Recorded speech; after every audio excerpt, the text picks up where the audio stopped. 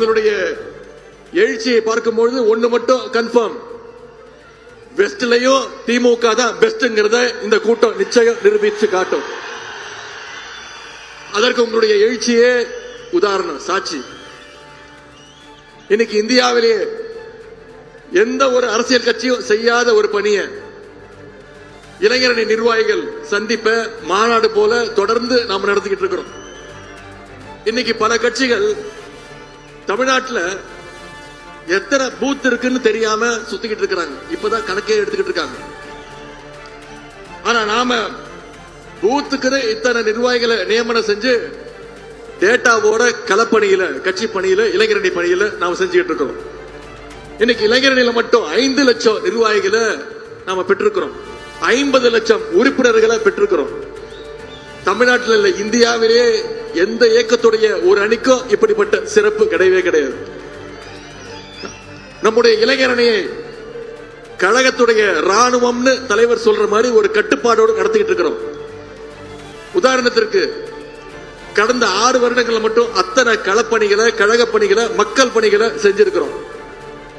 கடந்த 6 ஆண்டுகளை மட்டும் எடுத்துக்கிட்டோம்னா நீர்நிலைகளை தூர்வாரினது, சிறுபான்மையினர் நலன் காக்க சிஏஏ என்ஆர்சி சட்டத்தை எதிர்த்தது, கொரோனா காலத்தில் மக்களை காக்கிறதுக்கு ஹெல்ப்லைன் துவங்கினது, மாணவர்களுடைய கல்வி உரிமை காக்க நீட் ஒழிப்பு உண்ணாவிரதம், தொகுதிதோறும் கலைஞர் நூற்றாண்டு நூலகம், தொகுதிதோறும் பயிற்சி பாசறை கூட்டங்கள், 200க்கும் அதிகமான இளம் பேச்சாளர்களை தேர்வு செஞ்சது, வாசிப்பை மேம்படுத்த முத்தமிழங்கர் பதிப்பகம், கழக வரலாற்றை சொல்லுகின்ற முரசொலி பாசறை பக்கம், கொள்கை உணர்வை கொண்டாட அறிவு திருவிழா, இப்படி எத்தனையோ பணிகளை நம்முடைய இளைஞரணி வெற்றிகரமா செஞ்சு முடிச்சிருக்குன்னா இங்க வந்திருக்கக்கூடிய இளைஞரணி நிர்வாகிகள் அந்த வெற்றியுடைய உழைப்புக்கு முழு காரணம். மெயின் மேட்ச் விளையாடுறதுக்கு முன்னாடி எல்லாம் நெட்ல பிராக்டிஸ் பண்ணுவாங்க. கழகத்தில் பணியாற்றுவதற்கு இன்னைக்கு இளைஞரணி ஒரு பிராக்டிசிங் கிரவுண்டாக செயல்பட்டு கொண்டிருக்கிறது. இதை ஏன் நான் இன்னைக்கு சொல்றேன்னா, இன்னைக்கு தமிழ்நாட்டில் இருக்கக்கூடிய பல சட்டமன்ற உறுப்பினர்கள், அமைச்சர்கள், மாவட்ட செயலாளர்கள், மாநகர செயலாளர்கள், ஒன்றிய செயலாளர்கள், இவங்க எல்லாம் இளைஞர் அணியில ட்ரைனிங் எடுத்து தாய் கழகத்திற்கு போனவங்க. அதற்கு இந்த மேடையே ஒரு சிறந்த உதாரணம். இன்றைக்கு அமைச்சராக கழகத்துடைய துணை பொதுச் செயலாளர் இருக்கக்கூடிய அண்ணன் மூப்பே சாமிநாதன் அவர்கள் தலைவர் இளைஞரணி செயலாளர் இருக்கும் போது தலைவருக்கு துணையாக இருந்தவர். அதன் பிறகு அவரும் இளைஞரணியினுடைய செயலாளராக பணியாற்றியவர். அதே மாதிரி நம்முடைய அமைச்சர் சகோதரர் மதிவேந்தன் அவர்கள் இளைஞரணியில ட்ரைனிங் எடுத்தவர். நாடாளுமன்ற உறுப்பினர் சகோதரர் பிரகாஷ் அவர்கள், கோவை மாநகர பொறுப்பாளர் சகோதரர் செந்தமிழ் செல்வன், நாமக்கல் கிழக்கு மாவட்ட செயலாளர் சகோதரர் ராஜேஷ், இப்படி இங்க இருக்கக்கூடிய ஏராளமானவங்க இளைஞரணியில பயிற்சி எடுத்தவங்க. இன்னும் சொல்லப்போனா இன்னைக்கு தமிழ்நாட்டுடைய துணை முதலமைச்சரையும் கொடுத்தது கழக இளைஞரணின்னு சொன்னா இளைஞரணியுடைய பெருமை. அப்படிப்பட்ட இளைஞரணி தந்த நம்முடைய தலைவர் அவர்கள் இன்னைக்கு ஆட்சி, அரசியல் ரெண்டுலையுமே இந்தியாவுக்கே ஒரு வழிகாட்டக்கூடிய ஒரு தலைவராக செயல்பட்டு கொண்டிருக்கிறார். அரசியல் எடுத்துக்கிட்டா இன்னைக்கு இந்திய அளவில் பாஜகவுக்கு எதிரான ஒரு ஜனநாயக போர நம்முடைய தலைவர் தலைமையில நடத்தணும்னு இன்னைக்கு இந்தியாவில் இருக்கக்கூடிய மற்ற மாநில தலைவர்கள்லாம் பேச ஆரம்பிச்சாங்க. ஆட்சியை பொறுத்த வரைக்கும் நம்முடைய தலைவர் அவர்கள் எண்ணற்ற திட்டங்களை கொடுத்துக்கிட்டு இருக்கிறார். ஒரு சில திட்டங்களை மட்டும் இங்க நினைவுபடுத்த விரும்புறேன். 2021 ஆட்சிக்கு வந்ததும் நம்முடைய தலைவர் போட்ட முதல் கையெழுத்து மகளிருக்கான விடியல் பயண திட்டம். அடுத்து பள்ளி குழந்தைகளுக்கான முதலமைச்சர் காலை உணவு திட்டம், புதுமை பெண் திட்டம், தமிழ் புதல்வன் திட்டம், நான் முதல்வன் திட்டம், 10 லட்சம் கல்லூரி மாணவிகளுக்கு லேப்டாப் வழங்குகின்ற திட்டம். இது எல்லாத்தையும் விட இன்னைக்கு இந்தியாவையே திரும்பி பார்க்க வச்ச ஒரு திட்டம் கலைஞர் மகளிர் உரிமை தொகை திட்டம். ஒவ்வொரு மாசமும் 1,31,00,000 லட்சம் மகளிருக்கு மாதம் 1000 ரூபாய் நம்முடைய முதலமைச்சர்கள் கொடுத்துட்டு இருக்கிறாங்க. குறிப்பா இந்த மாசம் நம்முடைய முதலமைச்சர் அவர்கள் மகளிருக்கெல்லாம் மிகப்பெரிய ஒரு சர்ப்ரைஸ் கொடுத்தாரு. எதிர்கட்சிகளுக்கு மிகப்பெரிய ஒரு ஷாக்க கொடுத்தாரு. மகளிரோட அக்கௌண்ட்ல காலையில 6 மணிக்கு எந்திரிச்சு பார்த்தா திடீர்னு 5000 ரூபாய் கிரெடிட் பண்ணி விட்டுட்டாரு. இது மகளிருக்கு மிகப்பெரிய சர்ப்ரைஸ், அடிமைகளுக்கு மிகப்பெரிய ஷாக்கு. என்ன காரணம்? பாஜக அதோட அடிமை கூட்டம், பாசிச கூட்டம். சட்டமன்ற தேர்தல் வருது, அதை காரணம் காட்டி நீதிமன்றத்துக்கு போய் எப்படியாவது அடுத்த 3 மாசத்துக்கு இந்த உரிமை தொகையை எப்படியாவது நிப்பாட்டிடலான்னு முயற்சி பண்ணாங்க. நம்முடைய தலைவர், என்னுடைய தமிழ்நாட்டு மகளிருக்கு நான் கொடுக்கக்கூடிய 1000 ரூபாவை நீ தடுக்க முயற்சி செய்யறியா, இந்த நான் கொடுக்கிறேன், ஒவ்வொருத்தருக்கும் 5000 ரூபான்னு கொடுத்திருக்கிறார் நம்முடைய தலைவர் முதலமைச்சர் அவர்கள். அது மட்டும் இல்ல, கோடைக்கால சிறப்பு நிதியா 2000 5000 ரூபாய் சேர்த்து கொடுத்திருக்கிறார். இன்னொரு வாக்குறுதியும் கொடுத்திருக்கிறார். மீண்டும் திராவிட முன்னேற்ற கழக ஆட்சி அமைச்ச உடனே, நம்முடைய தலைவர் முதலமைச்சர் ஆனோடனே மகளிர் உரிமை தொகையை 1000 ரூபாயில இருந்து 2000 ரூபாய் உயர்த்தி கொடுப்பேன்ற வாக்குறுதியும் இன்னைக்கு கொடுத்திருக்கிறார். இதுதான் நம்முடைய ஆட்சிக்கும் சங்கி கூட்டத்திற்கும் இருக்கக்கூடிய ஒரு வித்தியாசம். அதுவும் தலைவர் 7 மணிக்கு கிரெடிட் பண்ணார். நம்முடைய தமிழ்நாட்டு மகளிர் 9 மணிக்கெல்லாம் போய் பேங்க்ல போய் வித்ட்ரா பண்ணிட்டாங்க. அந்த அளவுக்கு ஒன்றிய அரசு மீது தமிழ்நாட்டு மக்களுக்கு, மகளிருக்கு அந்த அளவுக்கு பயம். குறிப்பா நீங்க ஒன்னு என்ன வச்சுக்கணும், ஒன்றிய பிரதமர் திரு மோடி அவர்கள் அப்பப்ப தொலைக்காட்சியில் வருவார். அவர் எப்ப தொலைக்காட்சியில் வந்தாலும், டிவியில வந்தாலும் மக்கள் ஒரு விதமான பயத்துக்கு போயிருவாங்க. இந்த தடவை என்ன சொல்ல போறாரோ அப்படின்னு மக்கள் பயத்துக்கு போயிடுவாங்க. ஏன்னா 2020 உங்களுக்கு ஞாபகம் இருக்கு, ஒரு நாள் திடீர்னு தொலைக்காட்சியில தோன்றி கொரோனா வரப்போகுது, அதை சமாளிக்கிறதுக்கு ஒரே வழிதான், எல்லாரும் வீட்டுக்குள்ள போய் 1 மாசம் ஒளிஞ்சுக்கோங்க அப்படின்னு சொல்லிட்டு போயிட்டாரு. அது மட்டும் இல்ல, உங்களுக்கு இன்னொன்னு ஞாபகம் இருக்கும், 2016ஆம் ஆண்டு இதே மாதிரி திடீர்னு டிவியில வந்தார். டிமானிட்டைசேஷன், பண மதிப்பிழப்புன்னு சொல்லி எல்லார்கிட்ட இருக்கிற 500 ரூபாய் 1000 ரூபாய் செல்லாதுன்னு சொல்லிட்டு போயிட்டார். அன்னைக்கு எவ்வளவு மக்கள், நூற்றுக்கணக்கான மக்கள் வெயில்ல நின்று செத்தாங்க. இதுதான் நம்முடைய தலைவர் தொலைக்காட்சியில வந்தா மக்கள் மகிழ்ச்சியோட பாக்குறாங்க. இதான் நம்முடைய தலைவருக்கும் ஒன்றிய பிரதமருக்குமான அந்த வித்தியாசம். அது மட்டும் இல்ல, மக்கள்கிட்ட இருக்கிறது பிடுங்குற ஆட்சி ஒன்றிய பாஜக ஆட்சி. மக்களுக்கு எப்போதுமே கொடுக்கின்ற ஆட்சி நம்முடைய திராவிட மாடல் ஆட்சி. இப்படி பல்வேறு திட்டங்களை செயல்படுத்துறதுனாலதான் இன்னைக்கு நம்முடைய முதலமைச்சர், நம்முடைய தமிழகம் 11.19% வளர்ச்சியோடு இன்னைக்கு இந்தியாவிலேயே தலை சிறந்த மாநிலமாக பெற்றிருக்கு. அதற்கு என்னெல்லாம் இடைஞ்சல் செய்யலாம் அப்படின்னு இன்னைக்கு திட்டம் போட்டு ஒன்றிய பாஜக அரசு செயல்பட்டு இருக்கு. மொழி உரிமை, கல்வி உரிமை, நிதி உரிமைன்னு ஒவ்வொரு உரிமையும் பறிக்க பார்க்கிறாங்க. நியூ எஜுகேஷன் பாலிசி, புதிய கல்விக் கொள்கைன்னு கொண்டு வந்து தமிழ்நாட்டுக்குள்ள ஹிந்தியையும் சமஸ்கிருதத்தையும் நுழைக்க பார்க்கிறாங்க. இதுவரைக்கும் தமிழ்நாட்டு பக்கமே எட்டி பார்க்காத திரு அமித்ஷா அவர்களும் திரு மோடி அவர்களும் தேர்தல் வருதுன்னு வர ஆரம்பிச்சிருக்கிறாங்க. ஏன்னா அவங்க மட்டும்தான் வருவாங்க, தமிழ்நாட்டுக்கு எந்த நிதியும் வராது, எந்த திட்டமும் வராது. சமீபத்தில் ஒன்றிய அரசு பட்ஜெட் தாக்கல் பண்ணாங்க. அந்த பட்ஜெட்ல பாத்தீங்கன்னா தமிழ்நாட்டுக்கு எந்த திட்டத்தையும் ஒதுக்கல. ஆனா அவங்க பட்ஜெட்டை முழுசா படிச்சு முடிக்கிறதுக்கு முன்னாடியே தமிழ்நாட்டில இருந்து ஒரு பாராட்டு குரல். யாரு? எதிர்கட்சி தலைவர் திரு எடப்பாடி பழனிசாமி அவர்கள்.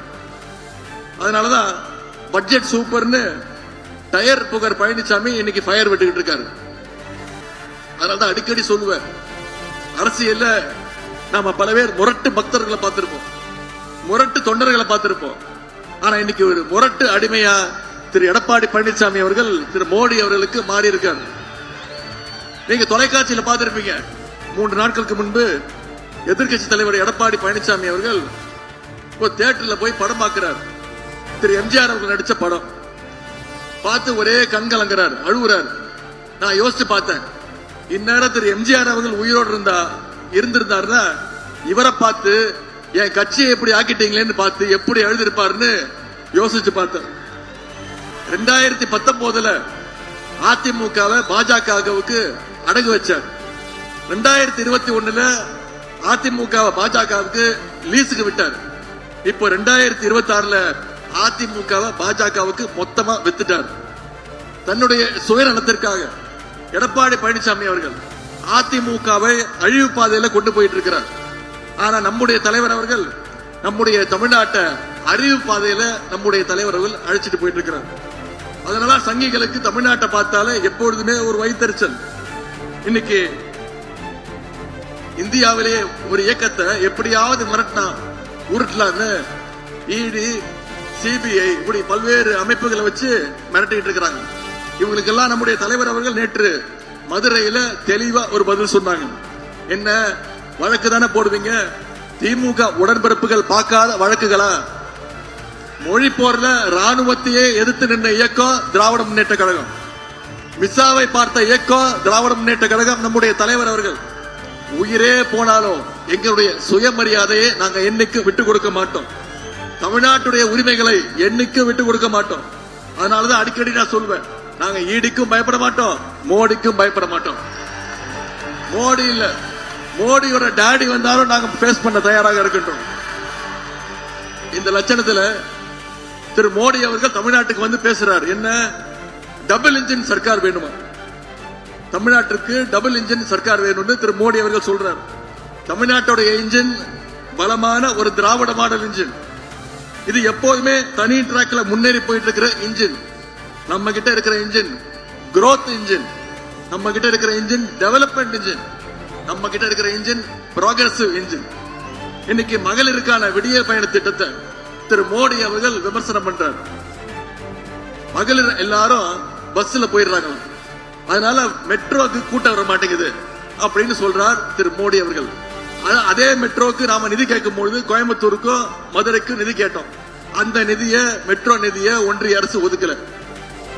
இதுல மகளிர் விடியல் பயணத்தை எப்படியாவது ரத்து செய்யணும் அப்படின்னு திரு மோடி அவர்கள் விமர்சனம் பண்றார். நீங்க கேள்விப்பட்டிருப்போம் ஒரு பழமொழி, ஜாடிக்கு ஏத்த மூடின்னு சொல்லுவாங்க. அது மாதிரி இன்னைக்கு மோடிக்கு ஏத்த ஒரு அடிமையா எடப்பாடி பழனிசாமி அவர்கள் கிடைச்சிருக்கிறார். இன்னைக்கு பாஜகவுடைய நோக்கம் மக்களை எப்படியாவது தொந்தரவு பண்ணி பதச்சு வெறுப்பை பரப்பணும். அதனால ஒவ்வொரு மாநிலமா வெறுப்பு அரசியலை பரப்பிட்டு இருக்காங்க. தமிழ்நாட்டில் மாநாட்டில் முயற்சி பண்ணிட்டு இருக்கிறாங்க. நிச்சயம் நம்முடைய தலைவர் முத்துவேல் கருணாநிதி ஸ்டாலின் அவர்கள் என்ற மகத்தான தலைவர் இருக்கின்ற வரைக்கும் பாஜகவுடைய கலவர அரசியலை தமிழ்நாட்டு மக்கள் என்னைக்கும் உள்ள நுழைய விட மாட்டாங்க. போன வர காரைக்காலுக்கு வந்த திரு அமித்ஷா அவர்கள், நீங்க தொலைக்காட்சியில பார்த்திருப்பீங்க, செய்திகளை பார்த்திருப்பீங்க, ஒரு செவுத்துல பெயிண்ட் அடிச்சிட்டு இருந்தார். நீங்க எவ்வளவுதான் பெயிண்ட் அடிச்சாலும் சட்டமன்ற தேர்தலில் தமிழ்நாட்டு மக்கள் உங்களுடைய சங்கை கூட்ட முகத்துல கரியத்தான் நிச்சய தமிழ்நாட்டு மக்கள் பூசுவாங்க. இப்ப நடக்கிறது 8 கோடி மக்களுடைய உரிமைகளை பாதுகாக்கின்ற ஒரு போர். பாசிஸ்டுகள் அடிமைகள் எல்லாம் ஒன்னா சேர்ந்து வராங்க. தமிழ்நாட்டை எப்படியாவது சீரழிக்கணும்னு முயற்சி பண்றாங்க. அதை தடுக்க வேண்டிய பொறுப்பு இளைஞரணியினர், நிர்வாகிகள் உங்களுடைய கைகள் இருக்கு. நிர்வாகிகளுக்கெல்லாம் ஒரு அன்பு வேண்டுகோள், உங்களுடைய வீட்டை முதல்ல அரசியல் படுத்துங்க. தினமும் உங்க வீட்டில் இருக்கவங்களுடைய அரசியல் பேசுங்க, விவாதம் பண்ணுங்க. டெல்லி பாசிஸ்டுகளும் உள்ளூர் அடிமைகளும் தமிழ்நாட்டுக்கு என்னெல்லாம் துரோகம் செஞ்சிருக்கிறாங்கன்னு எடுத்து சொல்லுங்க. உங்களுடைய லைஃப முதல்ல நீங்க நல்லா ஸ்டடியா புரிஞ்சுக்கோங்க, ஸ்டடி பண்ணிக்கோங்க. குடும்பம் மிக மிக முக்கியம். அதை விட முக்கியம் உங்களுடைய அடுத்த தலைமுறையினர். அதனாலதான் நம்ம இத்தனை விஷயங்களையும் போராட்டி பண்ணிட்டு இருக்கிறோம். வீடு நல்லா இருந்தாதான் நாடு நல்லா இருக்கும்னு பேரறிஞர் அண்ணா அவர்கள் நமக்கு சொல்லி இருக்கிறாங்க. இதையெல்லாம் மனசுல வச்சுக்கிட்டு இளைஞரணி நிர்வாகிகள் நீங்க பணியாற்றணும். ஒவ்வொரு வீடா போய் கழகத்துடைய கொள்கைகளையும் அரசினுடைய திட்டங்களையும் சாதனைகளையும் எடுத்து கூறுங்க. சட்டமன்ற தேர்தலுக்கு இன்னும் வெறும் 50 நாட்கள் தான் இருக்கு. இந்த 50 நாட்களுக்கு நீங்க கொடுக்க போற உங்களுடைய உழைப்பு அடுத்த 5 வருஷத்துக்கு தமிழ்நாட்டை காப்பாற்ற போகுதுங்கிறத மனசுல வச்சுக்கிட்டு உங்களுடைய பணிகளை செய்யுங்க. இந்த தேர்தல் தமிழ்நாட்டுக்கும் டெல்லிக்கும் இடையே நடக்கின்ற ஒரு ஜனநாயக போர். இந்த போர்ல தமிழ்நாடு நிச்சயம் ஜெயிச்சு காட்டும். டெல்லிக்கு என்னைக்குமே அவுட் ஆஃப் கண்ட்ரோல் தமிழ்நாடு அப்படிங்கறத தமிழ்நாட்டு இளைஞர்கள் ப்ரூவ் பண்ணி காட்ட வேண்டிய நேரம். அதுக்கு இளைஞரணி நிர்வாகிகள் உங்களுடைய உழைப்பு மிக மிக முக்கியமானதாக இருக்கணும். நான் அடிக்கடி சொல்றது உண்டு, இளைஞரணியில சரியாக உழைச்சிங்கன்னா உங்களுக்கான அங்கீகாரத்தை நம்முடைய தலைவர் அவர்கள் நிச்சயம் சரியான நேரத்துல கொடுப்பார். இந்த தேர்தலில் இளைஞர்களுக்கு அதிகமான வாய்ப்பை ஏற்படுத்தி கொடுக்கணும்னு தலைவர்கிட்ட என்னுடைய வேண்டுகோளை பல முறை வச்சிருக்கேன். நிச்சயம் தலைவர் அவர்கள் கொடுப்பார் என்ற நம்பிக்கை எனக்கு இருக்கின்றது. அதனால உற்சாகமா வேலை செய்யுங்க. இன்னைக்கு சில பேர் நம்முடைய இயக்கத்தை அழிச்சிடலான்னு பகல் கனவு காணிட்டு இருக்காங்க. நம்மள யாராலையும் எந்த நேரத்திலையும் அழிக்க முடியாது. பேரறிஞர் அண்ணா அவர்கள் ஏற்கனவே இதற்கான ஒரு பதிலை கொடுத்திருக்கிறார். பேரறிஞர் அண்ணா சொன்னது, எங்களை அழிச்சு புதைக்கலான்னு நீங்க 4 அடிக்கு ஒரு குழியை வெட்டுவீங்க, நீங்க குழியை வெட்டுறதுக்குள்ள நாங்க 6 அடி வளர்ந்திருப்போம். உடனே எங்களுக்காக 6 அடிக்கு ஒரு குழியை வெட்டுவீங்க, நீங்க குழியை வெட்டுறதுக்குள்ள நாங்க 8 அடி வளர்ந்திருப்போம். உடனே எங்களுக்காக 8 அடிக்கு ஒரு குழியை வெட்டுவீங்க, அதுக்குள்ள நாங்க 16 அடி வளர்ந்திருப்போம். நீங்க எங்களை வெட்ட நினைச்சீங்கன்னா நாங்க வளர்ந்துகிட்டே இருப்போம் அப்படின்னு பேரறிஞர் அண்ணா அவர்கள் நம்முடைய கழக இளைஞரணியை பார்த்து சொன்னார். அதே போல உங்களுக்கு நாங்க சொல்லுவதெல்லாம், இத்தனை மூத்த 1000 உடன்பிறப்புகள் இருக்கின்ற வகை நாங்க வளர்ந்துட்டே தான் இருப்போம் தவிர உங்களால எங்களை அழிக்கவே முடியாது. இங்க கூடியிருக்கக்கூடிய லட்சக்கணக்கான இளைஞரணி தம்பிமார்கள் சார்பா நான் மீண்டும் சொல்கின்றேன், எங்களுடைய உதயசூரியன் அப்படிங்கிறது வெறும் ஏதோ செவுத்துல வரைஞ்சு வைக்கிற சின்னம் கிடையாது. கழக உடன்பிறப்புகள் ஒவ்வொருத்தரும் அவருடைய இதயத்திலும் ரத்தத்திலையும் ஊறி போன சின்னம் உதயசூரியன். அண்ணா கண்டெடுத்த சின்னம் உதயசூரியன், கலைஞர் கட்டி காத்த சின்னம் உதயசூரியன். தலைவர் அவர்களால வெற்றியை மட்டுமே பெற்றுக் கொண்டிருக்கக்கூடிய ஒரு சின்னம் உதயசூரியன். உயிர் போனால் போகுமே தவிர உதயசூரியன் எங்களை விட்டு போகாது. எத்தனை பேர் வந்தாலும், யார் எங்களை எதிர்த்து நின்னாலும் களத்துல ஜெயிச்சு மீண்டும் ஆட்சி அமைக்க போறது உதயசூரியன் தான்.